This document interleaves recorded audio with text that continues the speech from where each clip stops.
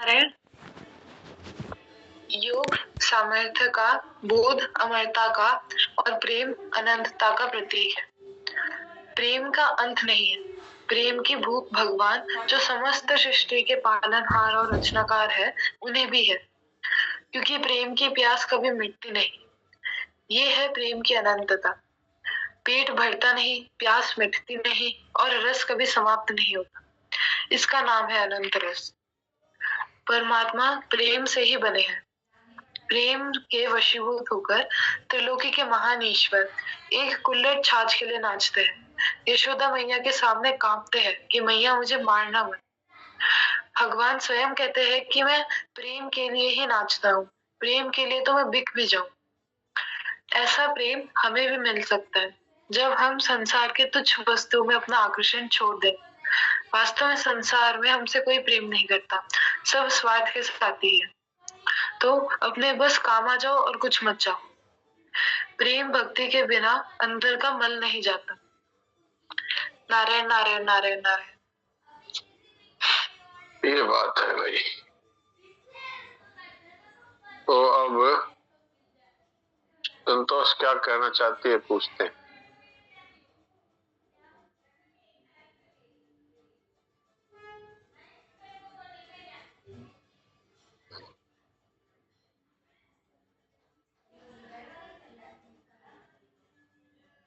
हाँ बोलिए संतोष मंत्री जी सर। प्रणाम। नारायण नारायण जी सर। बोलिए जी सर, आप सूरत आए थे, 25 साल हो जाएंगे 8 या 9 तारीख को।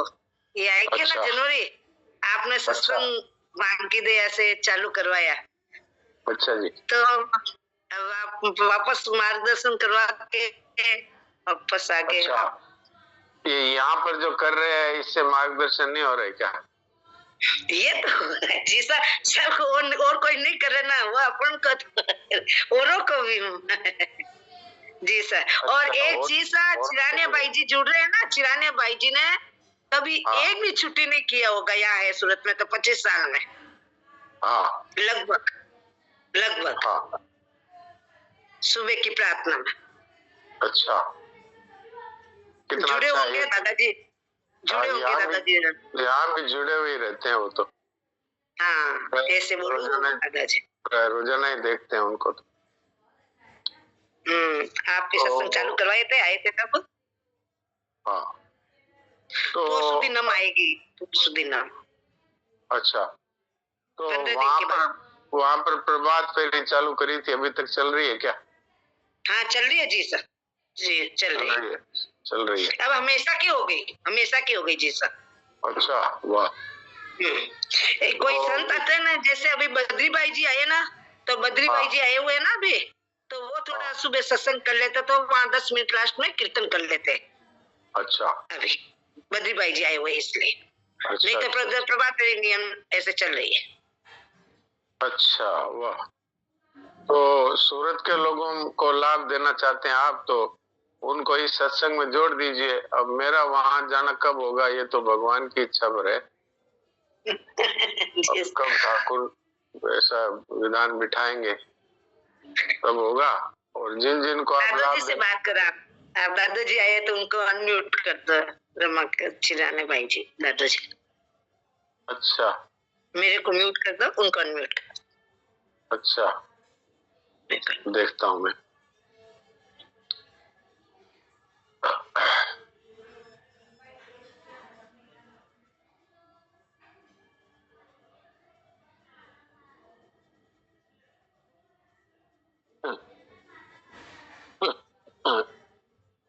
रमाकांत जी चिरानिया। हाँ जी। हाँ बोलिए चिरानिया जी, बोलिए। प्रणाम महाराज जी, प्रणाम। प्रणाम, बोलिए चिरानिया जी। महाराज जी 25वां साल बोसुदी नौमी। अच्छा, अभी जनवरी में 2000 की साल में स्वामी जी का 14 जनवरी को यहाँ हुआ था जी जी। उस दिन मिति अष्टमी थी, तो उसका वार्षिक वो 25वां स्वर्ण जयंती है, क्या बोलते हो आप, उसको मनाने का विचार आप लोगों के सानिध्य में है। अच्छा, जैसे मंत्री जी ने बताया, मंत्री भाई जी भी आए हुए हैं जी। वो 1-1.5 महीना 2 महीना यहाँ रुकेंगे। उस दिनों में मिट्टी से बनाने का विचार किया है। पहले तो 15 जनवरी था, वैसे तो पोस्ट दिनों को 12-13 तारीख, कौन सी 8 तारीख, कौन सी तारीख पड़ेगी लगभग जनवरी महीने में है पोस्ट दिनों की। तो उसमें मनाने का विचार है। तो आप लोगों का सानिध्य प्राप्त हो तो बहुत सुंदर लगेगा, ऐसा मेरा भी कल्पना प्रार्थना है। अच्छा जी, तो आपके दर्शन तो हमको रोजाना हो ही जाते हैं यहाँ। मैं करता हूँ आपके दर्शन में, तो क्या हूँ दर्शन करने लायक, वो आपका दर्शन मेरे को तो मिलता ही है। आप भी वही है तो इसमें सब वो बात तो सही है, पर वो आपके तो क्या बोलो, इसलिए बहुत बहुत इच्छा हो रही है महाराज जी, आप जरूर जरा सा भी कोई संजोग हो तो 2 दिन 1 दिन के लिए 3 दिन जैसा भी समय मिले उस दिन पहुंचे तो मुझे बहुत सत्संगियों को बहुत खुशी होगी। ठीक है, देखते हैं क्या खेल है जी। ठाकुर जी पर है भाई, तुम्हें आपसे बात करके बहुत अच्छा लग रहा है। रिक्वेस्ट कर रहा हूँ मतलब जी सर, दादोजी एक दिन भी एब्सेंट नहीं रही है। दादोजी तो एक दिन भी एब्सेंट नहीं रही है। वो तो इन लोगों की सत्संगी भाइयों की और स्वामी जी की बहुत कृपा है। भाई जी वो बुलाते हैं मेरे को, मन ही जाने है कैसे भी वो व्यवस्था बैठा देते हैं जी। और बहुत ही सुंदर है। जो आप लोगों का बहुत बहुत महाराज जी आभार मांगूंगा, कैसा भी समझो, बहुत खुशी होगी। मतलब 2 दिन 1 दिन के लिए भी आ जाएंगे तो भी मैं तो धन्य हो जाऊंगा, ऐसा समझिए। सब पुर्तवासी विशेषकर सत्संगी लोग इसलिए जरूर 1-2 दिन फिर बात कर लूंगा मैं, जरूर प्रयास कीजिएगा। आपकी भावनाओं से मैं बहुत ही प्रभावित हुआ। अब देखिए मुझे बहुत ही यहाँ इच्छा हो रही है कि बच्चे संतोष ने कहा, मुझे तो ध्यान में नहीं आई। मैं तो स्वामी जी पीछे, महाराज जी पीछे पीछे चलता हूँ, आगे होने वाला मेरे को पुण्य नहीं है महाराज जी। मैं वास्तव में बात आपको सही कहता हूँ। कोई बोल देता है फिर बोलने की मेरे भी मन में आती है, भैया आप तो आपको भी थोड़ा बहुत बताना चाहिए महाराज जी से। मैं इसलिए बोला दादाजी नहीं बोलेंगे, इसलिए शुरुआत कर दी, जी बोलेंगे। दादाजी बोलिए। ठीक है, बड़ी कृपा है आप लोगों की, देखते हैं क्या। कृपा तो देखो संतों की, आप लोगों की है। आपने हम पर कितना अनुग्रह कर रखा, कितना मतलब आपके बिजी लाइफ में भी कितना समय देते हैं, सुबह भी देते हैं, इस समय भी देते हैं। कोई भी कोई बात करना चाहे तो हर समय तैयार रहते हैं। गवर्नमेंट की नौकरी ड्यूटी करके फिर इतना ड्यूटी हमारे लिए निभा रहे हैं। ये कोई कम भाई स्वामी कम कृपा है कि हम लोगों के? ये तो हमारा खुद का ही व्यसन है। हाँ, व्यसन समझ लीजिए, हम पर कृपा है, व्यसन तो क्या है, मतलब हमारे लोगों पर कृपा है, व्यसन कैसे? हमारा सत्संग का व्यसन है ये। हाँ बिल्कुल, वो तो है ही आप लोगों का। तो हम पर तो बहुत कृपा हो रही है। हम सब पर बहुत, इसलिए 1-2 दिन में फिर विचार करके जरूर प्रोग्राम बनाइएगा जी। देखते हैं जी। प्रणाम महाराज जी, प्रणाम प्रणाम प्रणाम प्रणाम। तो वहाँ तो संतोष भाई रोज 3 बजे भी कराती है सत्संग, और करते हैं ना, शाम का सत्संग भी हो ही रहा है। सुबह 5 बजे का जोधपुर से आता ही है, तो सत्संग की तो कमी नहीं है। पर आपका तो सानिध्य अलग ही होता है भाई।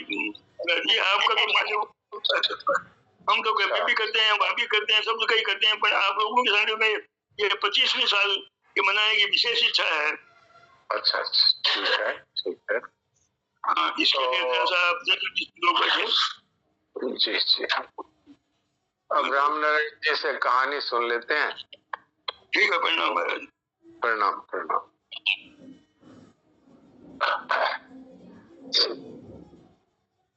संतोष भाई क्या बोलते हैं? संतोष अग्रवाल, चलो इनसे सुन लेते हैं क्या बोलते। हाँ बोलिए। हाँ, राम राम, प्रणाम जी साहब। राम राम।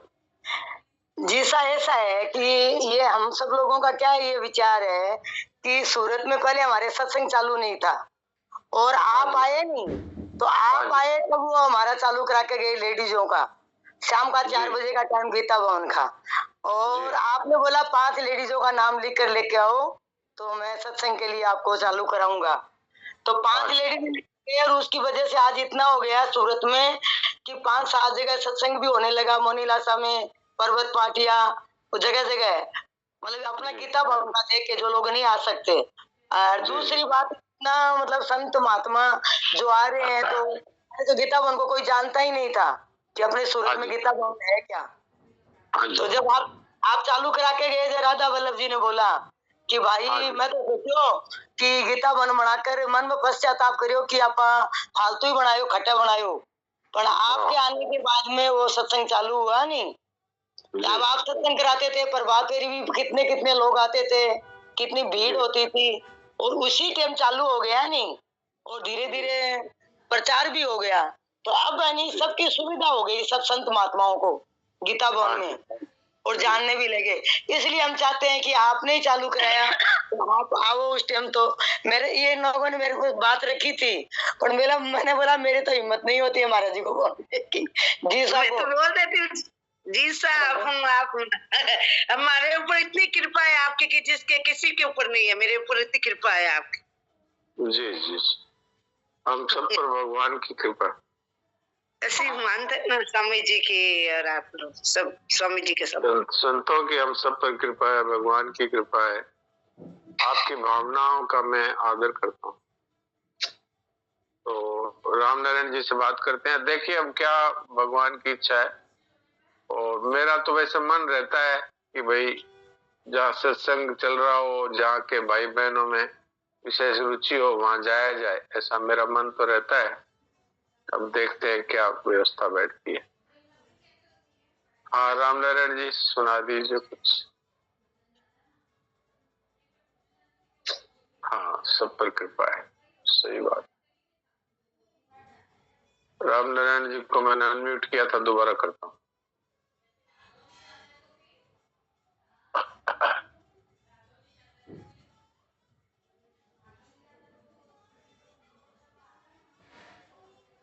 हाँ राम नारायण जी सुनाइए। भगवान राम राम। एक संत थे, वे एक जाट के घर गए। हाँ। जाट ने उनकी बड़ी सेवा करी। ने उससे कहा कि रोजाना नाम जप करने का कोई नियम बनाओ। जाट ने कहा कि बाबा हमारे को तो टाइम नहीं मिलता।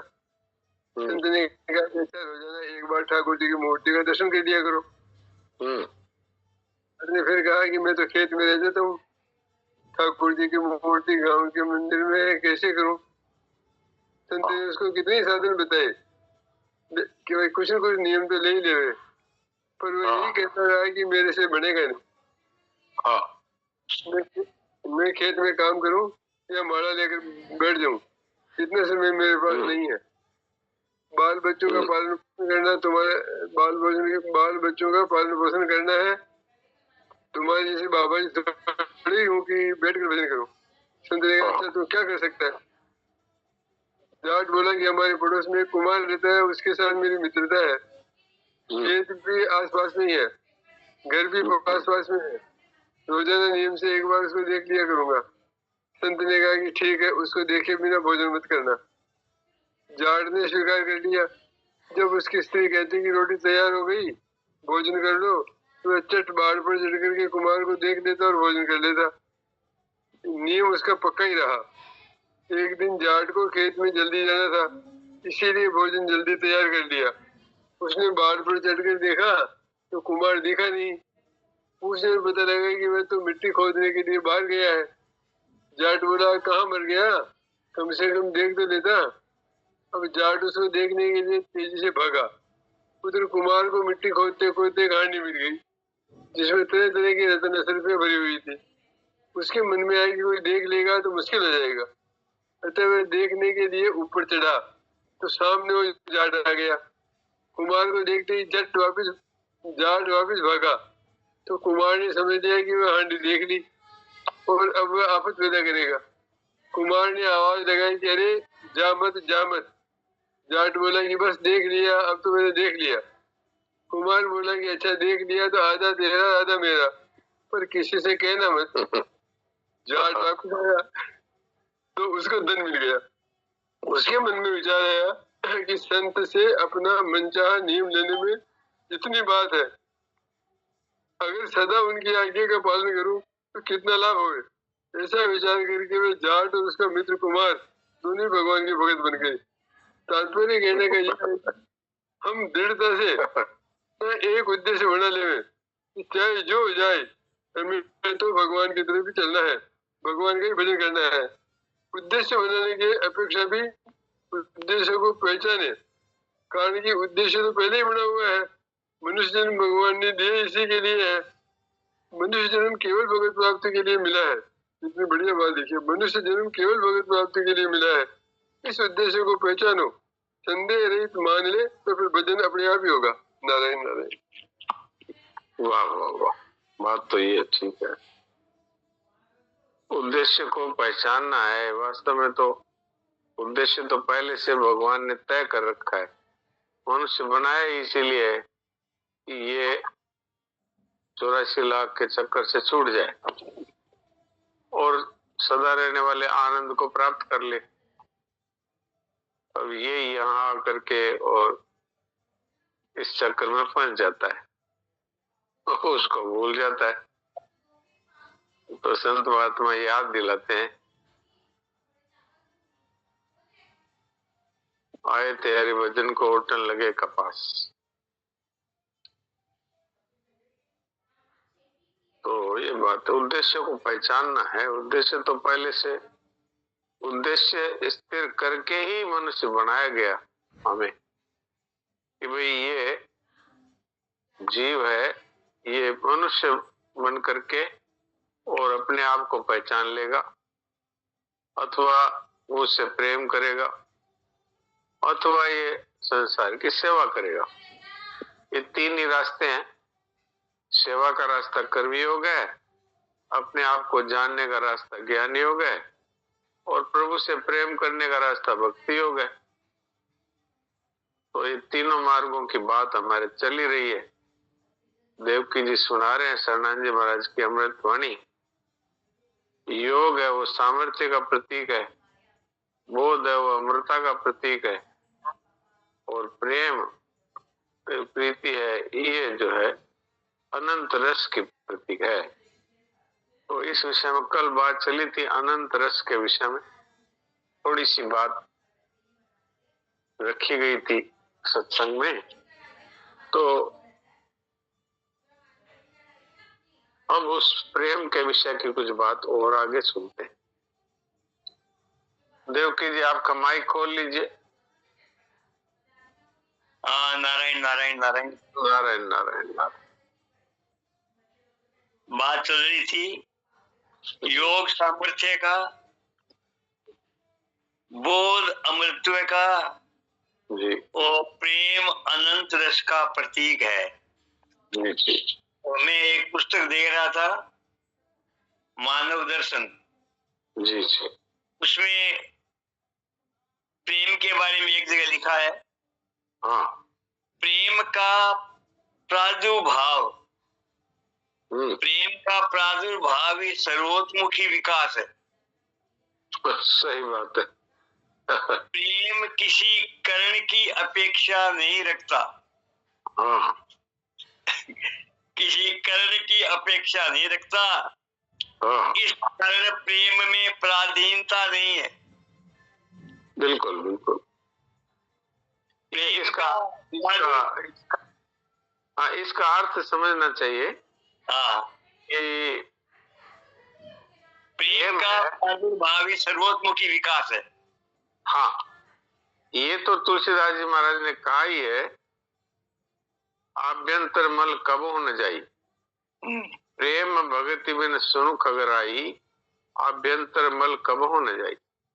आभ्यंतर मल क्या है? ये अहम है, ये आभ्यंतर मल है। अर्थात शरीर को मैं मानना, ये इसका नाम है अहम, और ये बहुत दूर तक चलता है, बहुत दूर तक। योगी है वो भी, शरणानंद जी महाराज तो इसमें बहुत गहराई से गए हैं। उन्होंने कहा है योग रह जाना चाहिए, योगी नहीं। बोध रह जाना चाहिए, बोधवान नहीं। और प्रेम रह जाना चाहिए, प्रेमी नहीं। तात्पर्य क्या है कि ये जो अहम है इतना सूक्ष्म है कि बड़े बड़े तपस्वी, बड़े बड़े योगी और इस सूक्ष्म अहम के चलते और प्रेम तक नहीं पहुंच पाते। और प्रेम जब तक नहीं होता तब तक ये सूक्ष्म अहम मिटता नहीं। तुलसीदास जी महाराज ने ये काकभूषण जी और गरुड़ जी के संवाद में ये बात कही है, प्रेम भगति बिन सुनुख गराई, आभ्यंतर मल कबहु न जाई। ये जो सूक्ष्म अहम है ये प्रेम के बिना नहीं मिटता। इसलिए प्रेम को सर्वतोमुखी विकास का है। नहीं तो विकास तो हो ही जाता है, योग से भी विकास हो जाता है, बोध से भी मनुष्य अपने आप को जान जाता है।